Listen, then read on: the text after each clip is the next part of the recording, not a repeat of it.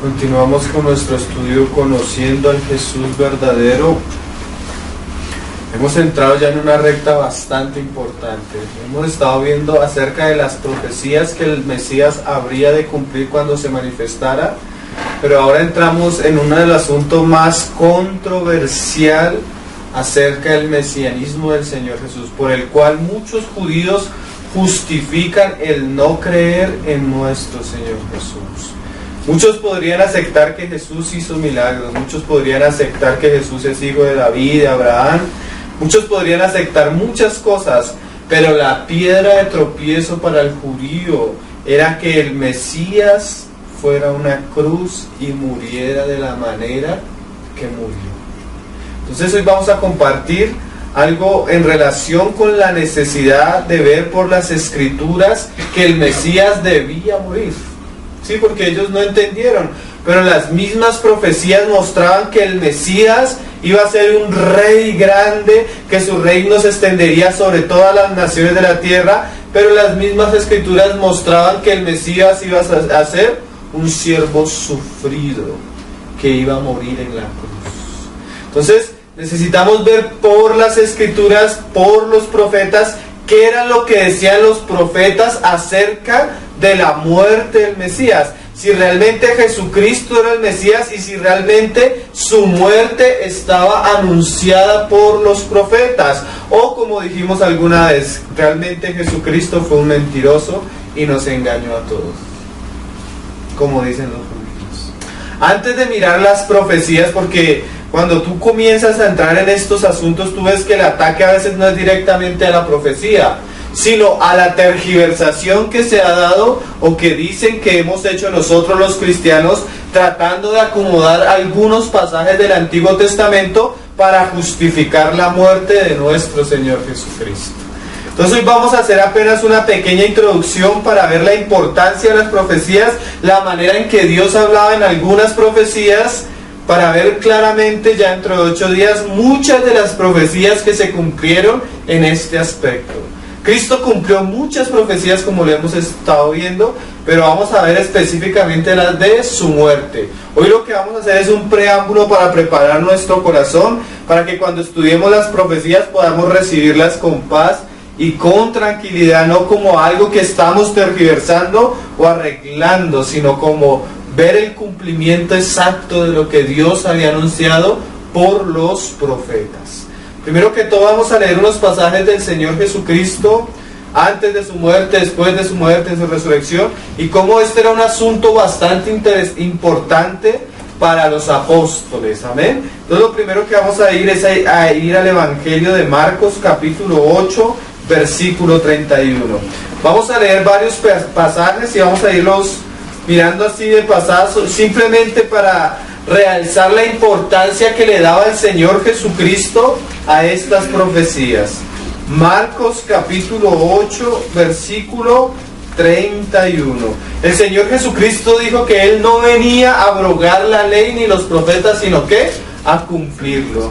Y le decía a los judíos: ustedes no quieren venir a mí, pero las Escrituras son las que dan testimonio de mí. ¿Sí? ¿Sí conocen esos pasajes?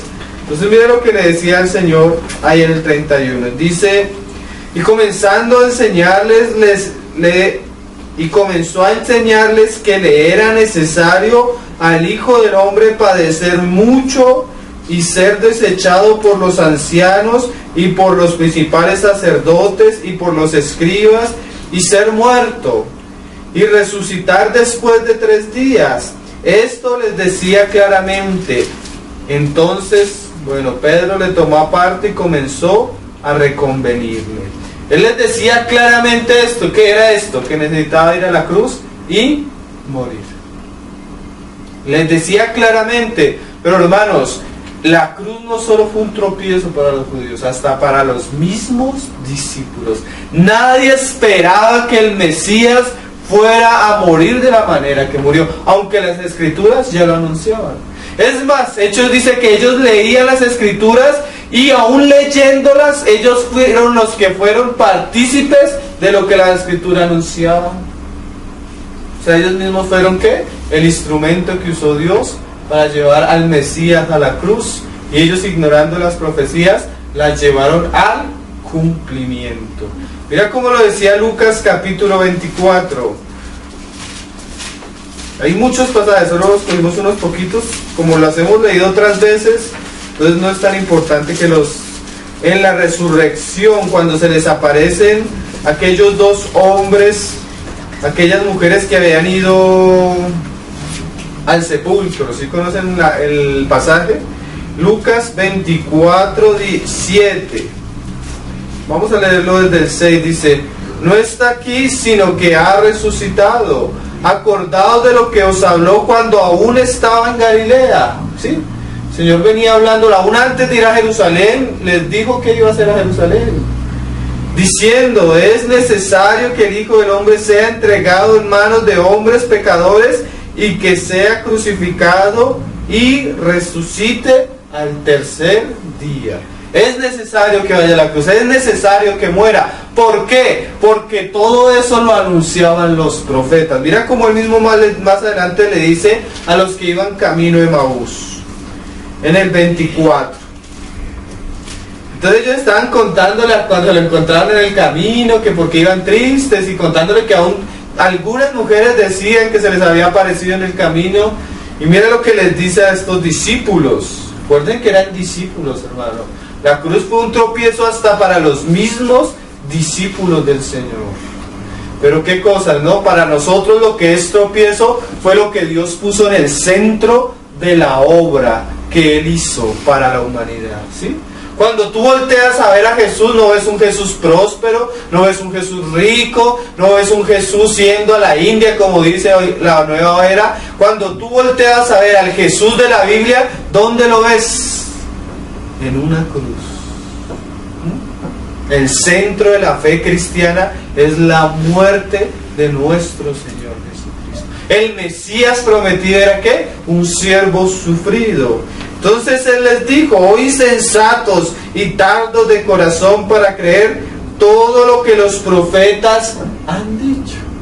O sea que Cristo no fue a la cruz como algo de Él mismo, sino que era el cumplimiento ¿de qué? De las Escrituras. Siempre que el Señor nos va a realzar su mesianismo, ¿a dónde nos lleva a los ojos? A las Escrituras, ¿sí? ¿Dónde nació? ¿Quién eran sus padres? ¿De qué descendencia eran sus padres? ¿De qué linaje él? ¿En qué tiempo vivió? ¿Por qué hizo milagros? ¿Por qué? Porque las Escrituras nos lo anunciaban. Pero no solo eran los milagros, no solo la enseñanza, no solo era su ministerio, era que necesario que el Mesías fuera a la cruz y muriera. ¿No era necesario que el Cristo padeciera estas cosas y que entrara en su gloria? O sea que antes del aspecto glorioso del Mesías, ¿qué tenía que pasar?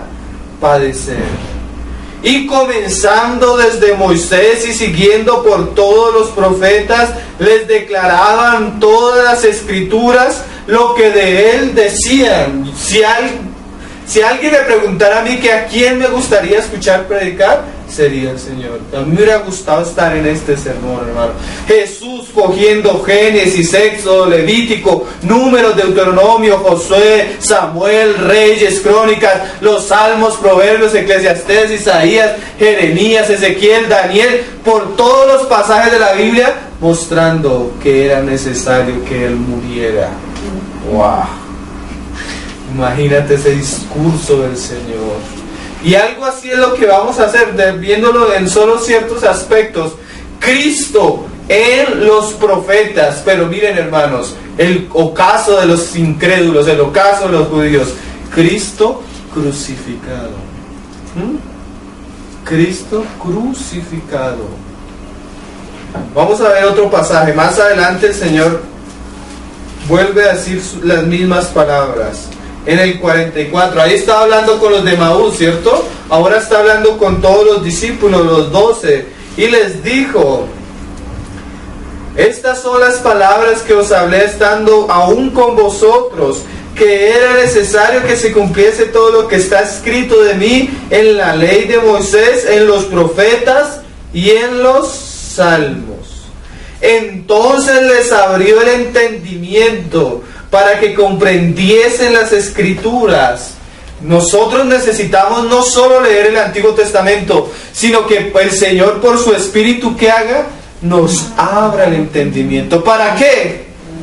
Para que podamos verlo a Él en el anuncio profético. ¿Sí me hago entender, hermanos?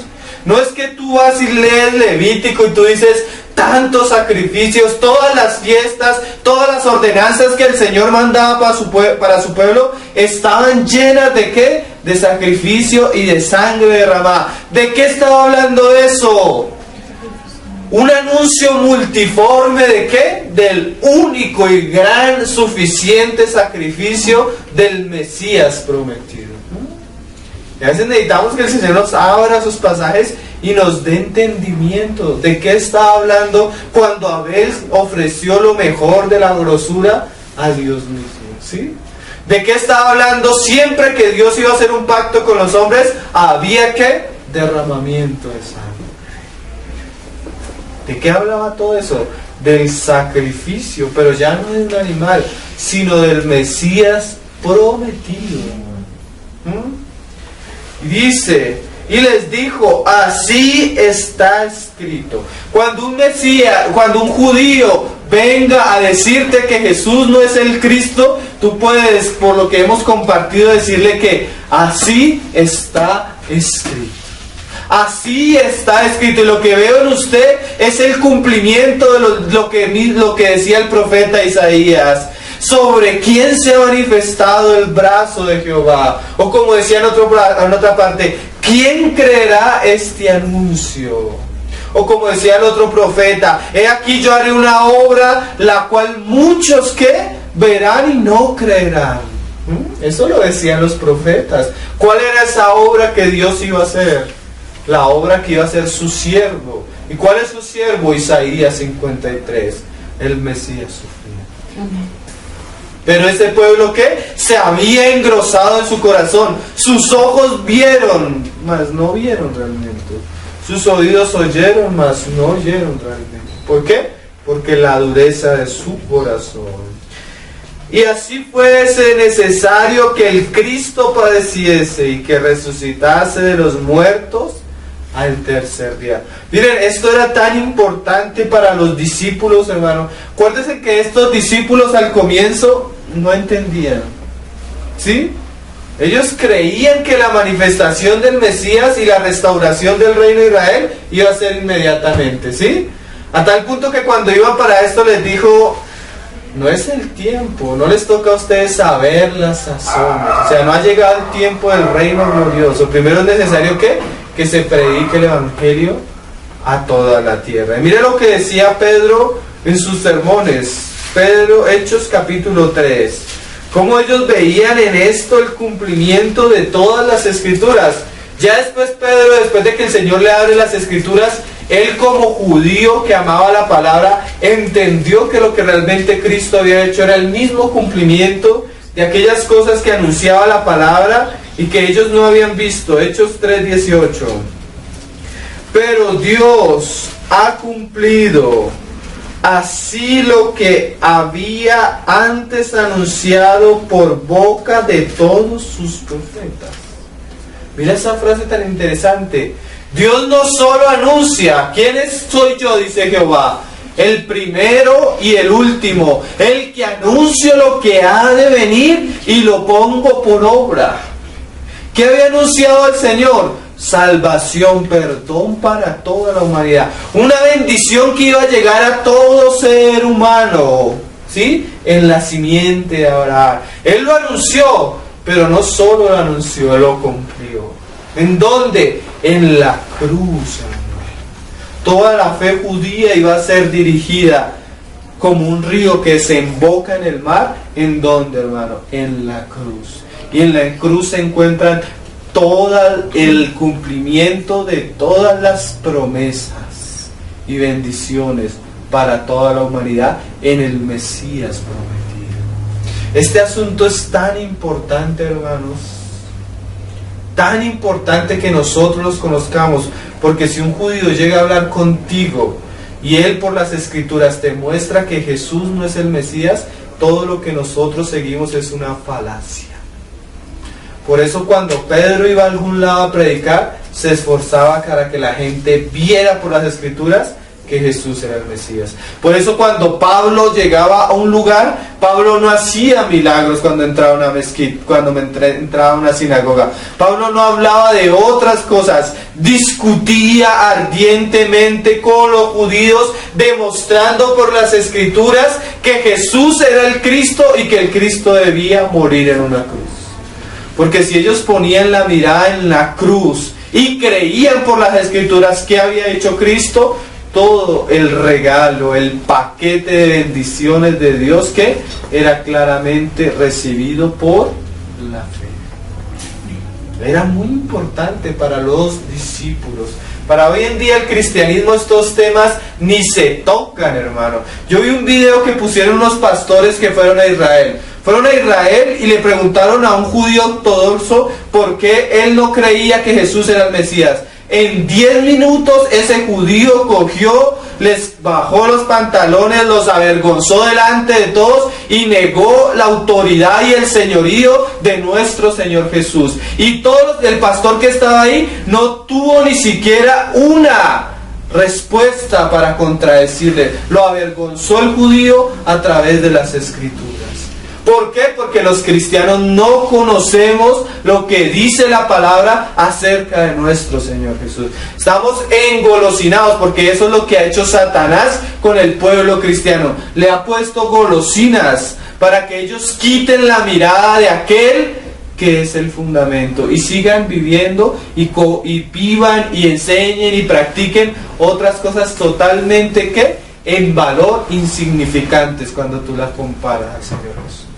Entonces la idea es que nosotros podamos estar tan fundamentados que, como decía Pedro, podamos ir, o como hacía Pablo, sentarnos alrededor de 10, 30, 50 judíos y mostrarles por la misma escritura de ellos que al Jesús que nosotros seguimos era el Mesías que ellos esperaban y rechazaron.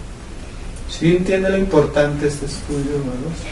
Por eso nos hemos esforzado miércoles tras miércoles en este asunto, porque aunque muchos no lo conozcan, hay una guerra terrible y es en relación específicamente a este asunto. Por eso para los apóstoles era algo supremamente importante. Mira más adelante cómo hacía Pablo, ahí en Hechos capítulo 17. Hechos 17, versículos 2 y 3. Y Pablo, como acostumbraba, veo que esta era una costumbre apostólica de Pablo, fue a ellos y por 3 días de reposo discutió con ellos. Este es un asunto en el cual nosotros no podemos ser ¿qué? Liviano. Es un asunto donde el cristiano se para sobre la roca y defiende esta verdad hasta la muerte, hermano. Estas son de las verdades no negociables de la palabra. Que si se ha de hablar en lenguas o no se ha de hablar de lenguas. Que si se ha de bautizar por sumersión o por aspersión. Que si la mujer debe llevar esto o no debe llevar esto. Esos son asuntos que exteriores. Este es el fundamento de la iglesia, la roca. Tú eres el Cristo, el Hijo del Dios viviente. Sí, la importancia. Todas las cosas verdaderas están ahí fundamentadas. Si Jesús no es el Hijo de Dios, Dios mismo, o no es el Mesías, todo lo que nosotros creemos no tiene ningún valor. Es como un día me preguntaron, ¿qué piensa de los testigos de Jehová? Y yo le dije, Sina, esa es las profundidades de Satanás. Entonces el hermano me quedó mirando, me dijo, ¿cómo así las profundidades de Satanás? Satanás no es más Satanás cuando él crea una religión totalmente en apariencia piadosa, pero saca a Cristo. Ahí es donde Satanás es más perverso, donde usa la apariencia de piedad para esconder todos los engaños y quitarle la gloria y la autoridad al Hijo de Dios. Para mí eso es las profundidades de Satanás. ¿Por qué? Porque tienen toda una religión, pero sacaron a Cristo y la revelación de las Escrituras de Jesús. Mira lo que sigue diciendo. Y dice, discutió con ellos, declarando y exponiendo por medio de las Escrituras que era necesario que el Cristo, ¿qué? Padeciese. O sea, Pablo se sentaba, sacaba su espada, y aquí dice, y aquí dice, y aquí dice, y aquí dice, y aquí dice que Jesús habría de morir por las Escrituras, ¿no? Hay un judío, hermano, tú no puedes, como les he dicho, tú llegas a hablar con un judío, hasta con un testigo de Jehová, pero un testigo de Jehová es como hablar con un niño de un jardín infantil, hablar con un universitario. El judío viene preparado terriblemente, como el diablo, con armas a diestra y a siniestra, a destruir tu fe.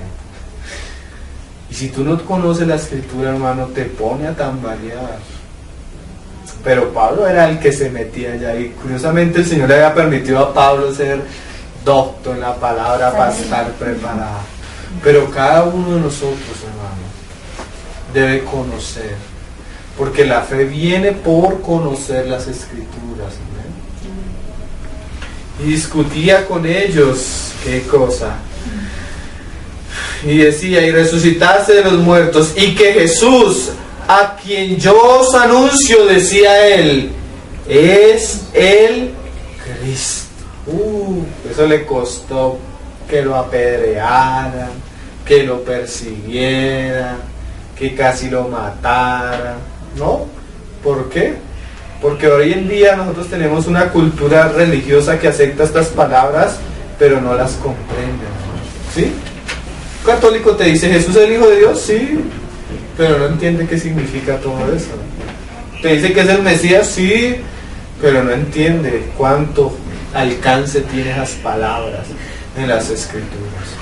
Entonces hay muchos más pasajes donde Pablo nos muestra que Jesús era el Mesías y que Él debía morir por las Escrituras. No los vamos a mirar porque no quiero que se nos alargue tanto la reunión.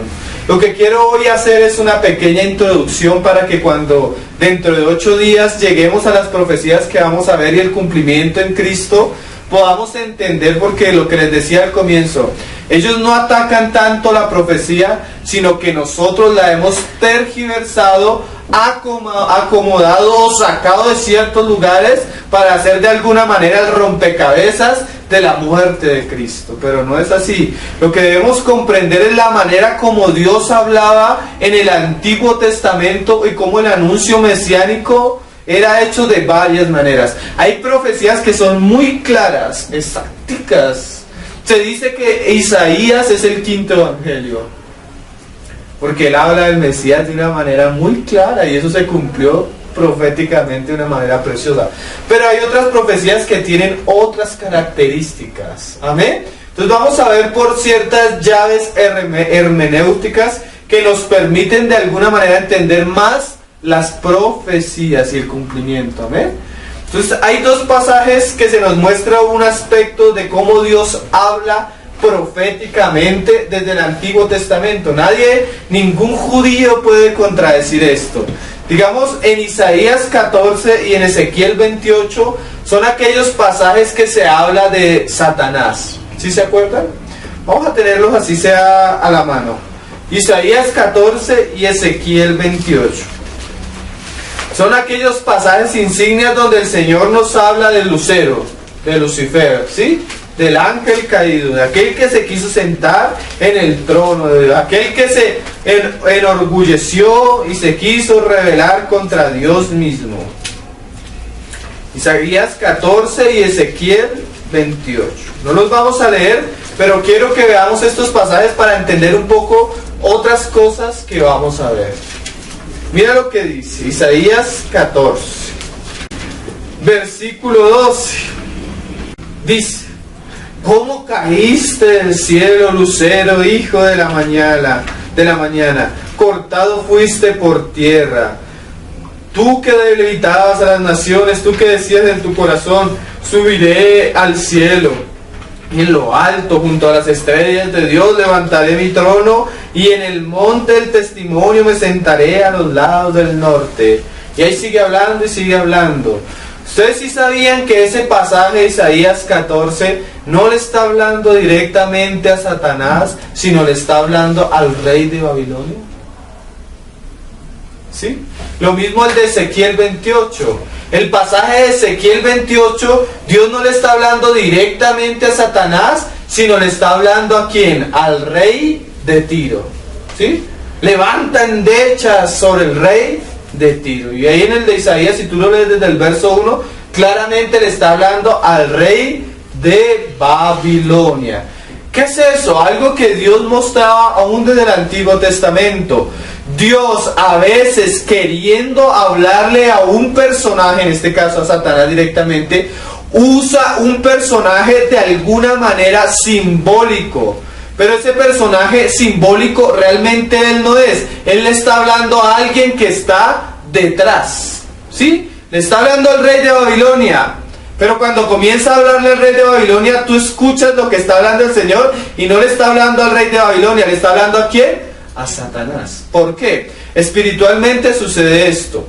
El dragón, la serpiente antigua, tiene 7 cabezas, Apocalipsis, ¿sí?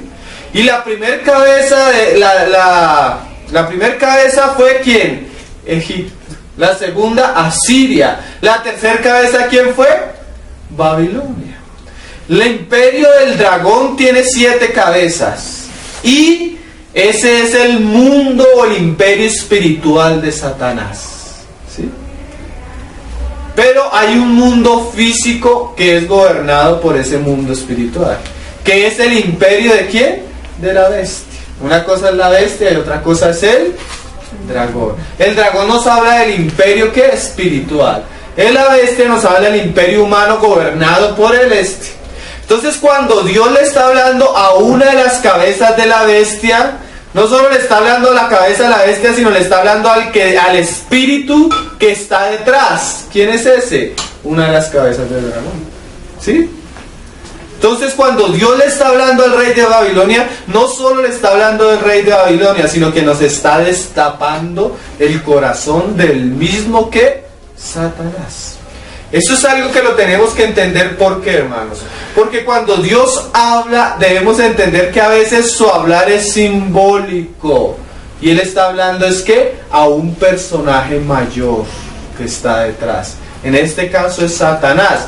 Pero lo que hice es la analogía para que nosotros veamos que a veces cuando Dios le está hablando a un personaje, no le estaba hablando directamente al personaje, sino a uno que él era, este que le está hablando era símbolo de aquel que habría de venir. Un ejemplo, el caso de Abraham y Sara. En tu simiente, le dice el Señor a Abraham, serán benditas todas las naciones de la tierra. ¿A quién le está hablando? ¿Cuál era la simiente de Abraham? Isaac, ¿cierto? Pero cuando tú miras, Dios no le estaba hablando directamente a Isaac. ¿A quién le estaba hablando? Al Mesías, ¿qué? Prometido. Porque el Mesías, ¿cómo era llamado? ¿Hijo de quién? De Abraham. ¿Cuál fue el hijo de Abraham? Isaac, ¿cierto? Pero era el simbólico. Realmente el hijo de Abraham era el Mesías prometido. Aquel que iba a traer una bendición a todos los hombres de la tierra. Si tú miras, Isaac no ha influenciado directamente a ningún ser humano. ¿Tú dónde encuentras que adoren a Isaac? Que honren a Isaac, ¿no? ¿Cuál ha sido el judío que ha llegado a todas las naciones de la tierra y aún los mismos de las reyes de la tierra se han inclinado delante de él? Pues el hijo de Abraham, pero no era Isaac, era Jesús. ¿Sí me estoy haciendo entender lo que quiero decir, hermano? Entonces, Dios a veces le habla a un personaje, pero ese personaje solo es un símbolo de aquel que ha de venir. O, en este caso, como lo vimos en Isaías 14 y en Ezequiel 28, de Satanás mismo. ¿Sí me estoy haciendo entender? Entonces, miren, hermanos, mira lo curioso. Hay dos personajes bastante simbólicos en relación al Mesías. Uno es Abraham, el otro es David. ¿Sí? Ambos tienen que ver mucho porque sus hijos, de sus hijos que venía la simiente mesiánica, ¿sí? Hijo de Abraham, hijo de David. Por eso Mateo comienza con esas palabras, su genealogía en su evangelio. Pero mira lo curioso, Los dos hijos tienen dos características diferentes. El hijo de Abraham tiene una característica y el hijo de David tiene otras características. El hijo de Abraham es Isaac, el hijo de David es Salomón. El hijo de Abraham muestra un aspecto del Mesías y el hijo de Salomón, el hijo de David muestra otro aspecto mesiánico. ¿Cuál aspecto muestra el hijo de Abraham? Génesis 22. Vamos a leerlo, porque ahí vemos, así sea que no lo leamos, para tener los pasajes presentes. Dios muestra simbólicamente el camino que habría de caminar, ¿quién? El hijo de Abraham. ¿Quién es el hijo de Abraham? Isaac. Isaac sí es el hijo de Abraham, pero el simbólico. Dios está hablando de otro. Y tú vas a ver cómo de alguna manera se habla en este pasaje, en esta situación, de lo que habría de ser el Mesías prometido. Génesis 22. Tenemos el pasaje donde Dios manda a Abraham a sacrificar a su propio hijo. Mira lo curioso, si Isaac es tipo, sombra del Mesías prometido, ¿qué camino había de caminar el Mesías para obtener la bendición a todas las naciones de la tierra? ¿Qué camino habría de tomar Isaac? ¿El camino de qué? De muerte.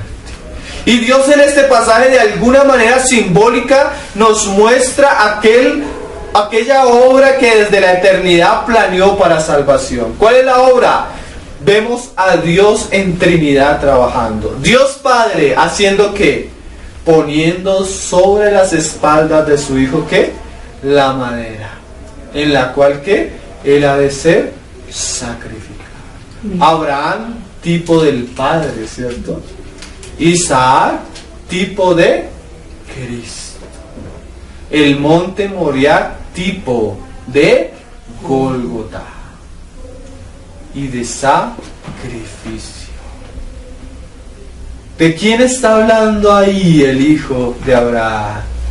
De la obra que habría de hacer el verdadero hijo de Abraham, que es nuestro Señor Jesucristo. ¿No les parece preciosa la imagen? Así como la del hijo de David. ¿De qué nos habla el hijo de David? Salomón, del rey más rico y más glorioso que tuvo el pueblo de Israel. Isaac nos habla del aspecto del Mesías sufrido. Salomón nos habla del aspecto glorioso del reino mesiánico de nuestro Señor, que en el tiempo del milenio va a ser tan grande y tan maravilloso que de todas las naciones vendrán a Él y le adorarán, como en los tiempos de ¿quién? De Salomón. Pero ¿qué palabras le dijo el Señor a David de su hijo? El que me edificará casa. ¿Eso lo hizo Salomón? Sí, lo hizo. Salomón edificó el segundo templo, el primer templo. Pero ¿qué más le ha hecho el Señor a Salomón? Pero lo hizo de una manera típica, porque esa casa después fue ¿qué? Destruida. ¿Qué más le dijo el Señor? Y su reino será para siempre. Salomón fue el rey más glorioso, pero su reino no fue ¿qué? Para siempre. Es más, cayó en la idolatría y ¿qué? Su reino fue dividido por causa de su pecado. Entonces, ¿Salomón es el hijo de David, Mesías prometido? No lo es. Entonces, cuando Dios hablaba del hijo de David, aunque claramente Salomón fue el hijo de David, ¿de quién estaba hablando? Del Mesías. ¿Sí me están entendiendo cómo llevamos la línea, hermano? Entonces, muchas de las cosas que Dios dijo podrían ubicarse en una persona histórica, como Isaac y como Salomón. Pero realmente detrás de estos personajes estaba ¿quién? El gran ungido, el Mesías. Entonces, muchas de las profecías que vamos a ver, Dios las decía tal vez en un cumplimiento histórico, pero el verdadero cumplimiento iba a ser ¿dónde? En la cruz de Cristo y en Cristo Jesús. Ese es un aspecto de la profecía y de la manera en que Dios habla. ¿Sí?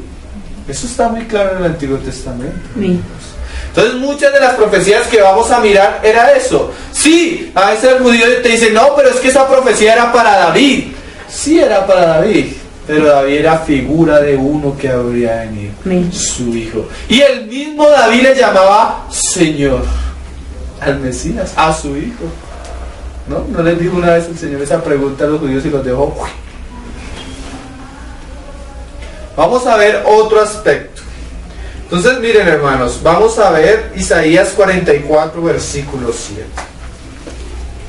Isaías 44 versículo 7. Hablando el Señor de su omnisciencia, que eso ya lo hemos estudiado también. Mira lo que decía, vamos a leerlo desde el 6. Así dice Jehová, Rey de Israel y su Redentor, Jehová de los ejércitos: yo soy el primero y yo soy el postrero, y fuera de mí no hay Dios. ¿Y quién proclamará lo venidero? Lo declarará y lo pondrá en orden delante de mí, como yo hago desde que establecí el pueblo antiguo. Anúnciele lo que viene y lo que está por venir. Entonces Dios se caracteriza porque Dios, y como dice Apocalipsis, el Espíritu del Señor Jesucristo es el Espíritu ¿de qué? De la profecía. Una de las mayores evidencias de que la palabra de la Biblia es la palabra de Dios es la profecía. ¿Cómo Dios podía hablar 1500 años antes, 1000 años antes, 700 años antes, 500 años antes y cumplirse tal como Él lo anunció? Eso es la profecía, es algo maravilloso. Pero cuando Dios habla proféticamente, no solo tenemos el caso de que Él habla a un personaje histórico y eso se relaciona más adelante, sino que Dios habla por medio de ciertas, si lo podemos decir así, señales o símbolos físicos. ¿Cómo es eso? Jeremías le decía al Señor, y lo vamos a leer, vamos a ir a Jeremías, cómo el Señor usaba a Jeremías y ciertas experiencias de Jeremías para anunciar ciertas cosas que habrían de venir. ¿Sí? Es otra manera en la que Dios anuncia y pone en orden las cosas. ¿Qué es eso? Dios anuncia, pero para que la gente entienda lo que se ha de cumplir, Él permite que haya un cumplimiento típico, no final. Cuando lo estudiamos Daniel, usamos esto, hicimos un paréntesis también en este aspecto. Pero ahora lo vamos a ver con el aspecto mesiánico de nuestro Señor Jesús. Jeremías 37, creo que está. 27, perdón. Mire lo que el Señor le dice a Jeremías para mostrar una profecía que habría de suceder. ¿Por qué vamos a usar este ejemplo para lo que vamos a estudiar dentro de 8 días? Ay, es que dice el judío, no, pero es que eso era algo que le sucedió a David. Eso es algo que le sucedió al pueblo de Israel. Eso es algo que le sucedió al profeta Oseas. Sí, pero eso no era algo final, sino que esa misma situación era un anuncio profético de Dios. Como este, mira lo que hacía el Señor. Y es una manera de la que Dios obra, para que cuando nosotros entremos a ver ciertos pasajes del Antiguo Testamento, no es que nosotros estábamos acomodando, es que Dios permitió esa situación para que cuando viniera el cumplimiento final en el Mesías, nosotros entendiéramos. ¿Sí? Porque el judío tropieza en estos asuntos por desconocer estas cosas. Por eso es tan importante el preámbulo. Mira lo que decía. En el principio del reinado de Joacín, hijo de Josías, en el 1, rey de Judá, vino esta palabra de Jehová a Jeremías diciendo: Jehová me ha dicho así. Jeremías era ¿qué? El profeta. Dios el que anuncia lo que ha de venir. Pero una de las maneras que Dios anuncia las cosas que ha de venir es como por señales. Hazte coyuntas y yugos y ponlos sobre tu cuello. Jeremías, hazte unas coyuntas y pones sobre tu cuello eso. Y vas a ir y vas a decirle a los reyes de Judá y a este que si no se someten a Babilonia van a morir, pero que si ellos aceptan el yugo de Babilonia, el Señor les va a conservar la vida. ¿Qué es esto?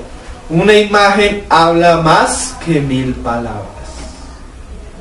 Pero no era solo una imagen, era la experiencia del profeta, la que iba a anunciar algo que Dios iba a hacer con su pueblo. ¿Sí me estoy haciendo entender? ¿Por qué el Señor le permitió a David tener ciertas experiencias y guiado y dirigido por el Espíritu escribir ciertos salmos?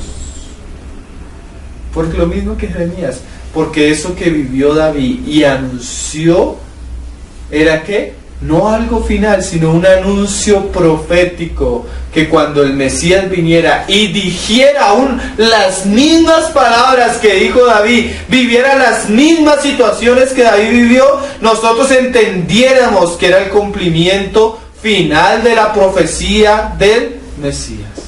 ¿Sí? Jeremías tiene acá un yugo. ¿Por qué? Porque eso iba a pasarle al pueblo de Israel con Babilonia. ¿Sí? David se le empapa su lengua con vinagre, con esto. ¿Por qué? Porque eso era lo mismo que le iba a pasar al Mesías. David, su amigo, lo había de traicionar. ¿Por qué? No era simplemente el hecho, era un anuncio ¿qué? Profético. ¿Sí estamos entendiendo el preámbulo, hermanos? Y mira que eso no es de extrañar. Mira lo que decía Eclesiastés. Es la manera en que Dios trabaja. Nosotros debemos entender y conocer los caminos de nuestro Dios. Amén. Porque a veces llega la gente a interpretar la palabra sin conocer al Dios que la inspiró. ¿Sí? Eclesiastés capítulo 1, versículo 9. Entonces el Señor a veces usaba a los profetas, la misma experiencia del profeta, así como David. Usó las experiencias de David, ¿para qué? Para mostrarnos lo que habría de vivir el hijo de David, el Mesías prometido. Qué cosas, ¿no? Nuestro Señor es bastante didáctico en su manera de enseñar. Cosa que no entendieron los judíos. Mira lo que decía el Señor. ¿Qué es lo que fue? O sea, lo que ya pasó. Lo mismo que será. ¿Cómo va a ser el Mesías? Pues como lo fue el hijo de Abraham. ¿Cómo lo fue el hijo de Abraham para poder bendecir a las naciones? Llevando ¿qué? Su madero y siendo simbólicamente sacrificado por su padre. ¿Cómo va a ser el Mesías en su reinado milenial? Como lo fue Salomón, de una manera ¿qué? Simbólica. ¿Sí estamos entendiendo? ¿Qué es lo que fue? Lo mismo que será. ¿Qué es lo que ha sido hecho? Lo mismo que se hará. 1:9. Y nada hay nuevo debajo del sol. O sea, todas las cosas que iba a hacer el Mesías, ¿qué? No son nuevas, hermano. Por eso el Señor decía, como está escrito. Yo voy como está escrito. Y muchas de las cosas que el Señor decía que estaban escritas, ni siquiera eran profecías habladas, eran hechos que profética e inspiradamente fueron ¿qué? Dirigidos por el Espíritu Santo para que quedaran en algunos cantos. Los salmos. Ustedes van a ver a Cristo en la cruz en los salmos, en Isaías, en los profetas. Y simbólicamente en los sacrificios, en las fiestas de Israel, en el Éxodo, en la Pascua, hasta aún desde Abel, lo ves. Antes aún lo primero que vio de Adán y Eva, ¿qué fue? Que Dios les cubrió la desnudez sacrificando un animal y vistiéndolos. Por eso Pablo usa ese lenguaje de vestidos de Cristo. O tú miras la vida de José, el hijo de Abraham, el hijo de Jacob. Dios lo había escogido siendo el más pequeño entre sus hermanos, el menospreciado. Así se le llama al profeta, por el profeta Cristo. Y él le cuenta a sus hermanos, ¿qué hizo Jesús? Anduvo hablándole a los judíos. ¿Qué hicieron sus hermanos? ¿Qué? Tomaron la decisión de ¿qué? De matarlo. ¿No fue lo mismo que hicieron los hermanos de José, enviándolo a dónde? Al pozo.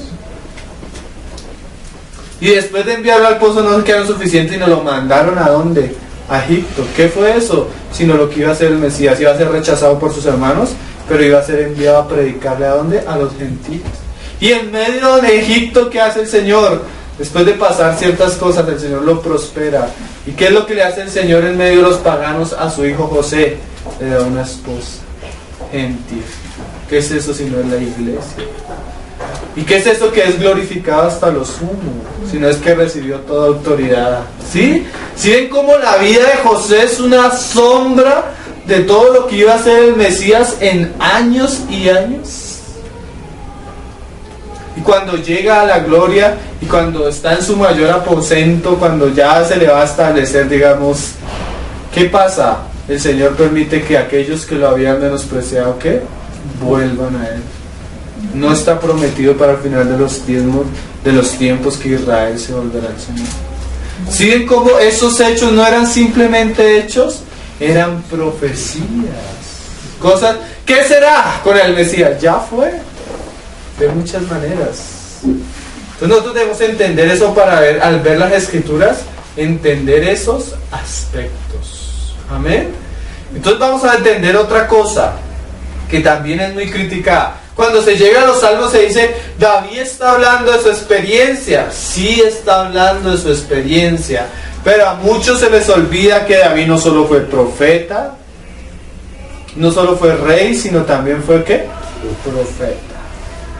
Entonces no solo estaba hablando de su experiencia, cuando él hablaba de su experiencia estaba profetizando. Vamos a leerlo. Segunda de Samuel me parece que está, capítulo 23. Mire lo que el mismo profeta dice de David. Segunda de Samuel, capítulo 23. Capítulo 23. Ya al final del libro de Samuel. Las últimas palabras de David. Dice, capítulo 23, desde el 1. Estas son las palabras postreras de David. Dijo David, hijo de Isaí. Dijo aquel varón que fue levantado en alto. Pero miren, hermanos, aquel varón que fue levantado alto, cuando habló siendo guiado por el Espíritu de Dios. Mira cómo él mismo lo dice. El Espíritu de Jehová ha hablado por mí. Entonces vamos al Salmo 22 y comienza a hablar prácticamente de la cruz de Cristo. ¿Quién estaba hablando? ¿David? Sí. ¿David había tenido cierta experiencia? Sí. Pero en David, ¿qué? Operaba el Espíritu de Dios sobre él. ¿Sí se acuerdan? Desde joven, hermano, desde que David fue ungido, él tenía la experiencia que constantemente el Espíritu venía sobre él, ¿sí? Eso no fue solo en su vida, toda su vida el Espíritu venía con él. Aun cuando Saúl estaba mal, así en sus depresiones esquizofrénicas, por causa de su pecado y que venían espíritus a atormentarlo, ¿a quién puso Dios ahí? ¿A David para qué? Para tocar. Pero no era David el que traía sanidad, ¿era qué? El Espíritu que estaba sobre David. Y mira que David comienza a hablar de su hijo. Y su palabra ha estado en mi lengua. El Dios de Israel ha dicho. O sea, no era el mismo. Era el Dios de Israel por el Espíritu sobre David hablando. Me habló la roca de Israel. ¿De qué le habló la roca de Israel? Habrá un justo que gobierne entre los hombres. ¿De quién va a hablar? Del Mesías. David aquí comienza a hablar de del glorioso reino del Mesías y cómo él, como se le había dicho a Abraham, iba a llegar a todas las naciones de la tierra. ¿Sí? Pero esto no es lo único que habló David, hermanos. Casi la mitad de los salmos son salmos de David. Y los salmos no eran solo canciones donde tú comienzas a cantar y a bailar. Generalmente los salmos eran proféticos. Y David tenía el Espíritu sobre él. Algo que Pedro nos dice. Mira cómo Pedro hablaba de esta experiencia de los profetas. No solo de David, aunque David también se incluye en los profetas, ¿no? Mira cómo decía, primera de Pedro. Mira cómo Pedro anunciaba lo que iba a hacer David. Primera de Pedro 1:10. Porque David en este caso nos habló de será como la luz de la mañana, ¿sí? Será como el sol a mediodía, decía él del Mesías ungido. Pero David también habló otras cosas, hermano. también por el Espíritu de Dios. Las cosas que vamos a ver dentro de 8 días fueron cosas que David habló acerca del aspecto del Mesías sufrido, su muerte, su cruz, su traición y el último día del Señor Jesús anunciado por los salmos. Y era lo que Pedro decía. 1:10, los profetas que profetizaron de la gracia destinada a vosotros. ¿Cuál era la gracia destinada a vosotros? Lo mismo que David decía en sus salmos. Bienaventurado el varón a quien Jehová no inculpa de transgresión. ¿Qué era eso? El perdón de los pecados, hermano. Esa es la gracia destinada a ¿quiénes? A nosotros.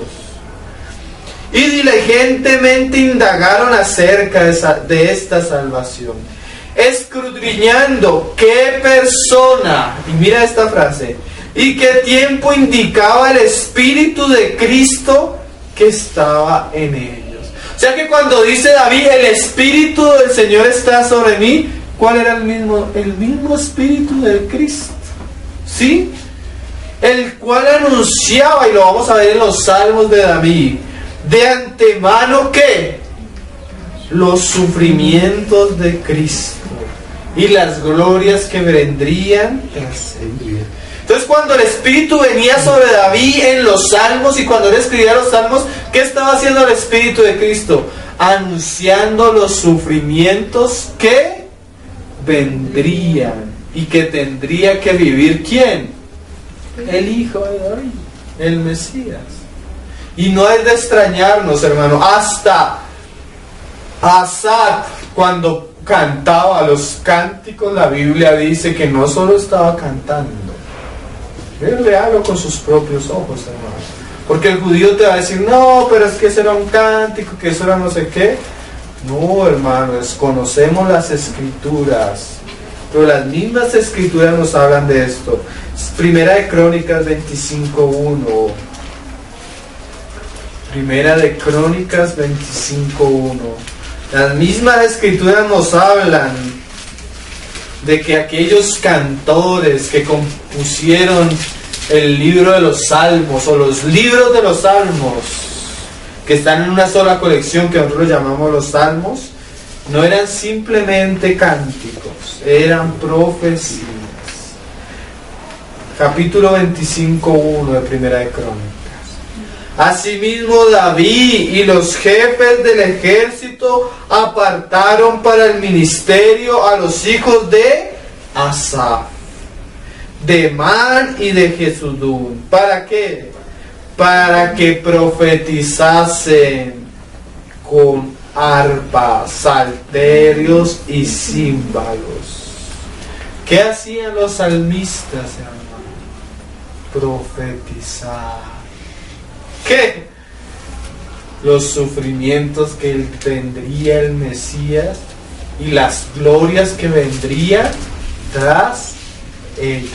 Amén. Entonces no le parezca extraño cuando dentro de 8 días comenzamos a mirar salmos, porque eran ¿qué? Profecías mesiánicas. No se le haga entre 8 días cuando leamos ciertas experiencias que estuvo David. ¿Por qué? Porque era como el yugo de Jeremías. Algo que fue, pero que también ¿qué? Será. Y ya fue. ¿Dónde? En el Mesías prometido de Israel. Amén. Nuestro Señor Jesucristo. Entonces hoy apenas hicimos un pequeño preámbulo, pero dentro de 8 días vamos a entrar ya a las profecías que muestran que la muerte anunciada del Mesías. Amén. Oremos, hermanos. Señor, te damos gracias por tu palabra, Señor. Te rogamos de todo corazón que tú prepares nuestro ser, Señor. Amén. Para que tu palabra halle buena tierra en nosotros. Amén. Sí, Señor. Ayúdanos a entender aún con nuestra mente, Señor, porque tú nos diste la mente para comprenderte, Amén. Sí. Ayúdanos por tu palabra para entender, Señor. Y entendiendo y viéndote caer postrados ante ti. Amén. Afirmar nuestro ser en ti. Realmente tú eres nuestro Dios, Señor. Tú eres nuestro Salvador. Tú eres el Hijo de Abraham, Señor. Hijo de David, Señor. Ayúdanos a conocer tu gloria y tu grandeza y aún tu sufrimiento por medio de tu palabra, Señor. Y que tu palabra pueda penetrar en nosotros, Señor, y ser guardada y atesorada, Señor. Y que al hablar de ti, al expresarte a ti, Señor, sea conforme, como decía Pablo, a las Escrituras, Señor. Amén. Que tú pongas ese celo y esa pasión que tenían aquellos discípulos tuyos, Señor, por ti, por tu palabra, Señor, por lo que tú habías revelado, Señor. Ayúdanos, Señor, a no menospreciar la gracia que tú nos has dado por tu palabra, Señor. El testimonio que tú has revelado por las Escrituras de ti mismo, Señor. ¿A dónde te vamos a conocer si no es en tu palabra, Señor? ¿Dónde vamos a entenderte, Señor, si no es en tu palabra? Ábrenos los ojos como aquellos ciegos, Señor. Ábrenos los ojos para verte, Señor. Amén. Y adorarte, Señor. Sí, sí. Bendito es tu nombre, Señor Jesús. Por los siglos de los siglos. Amén.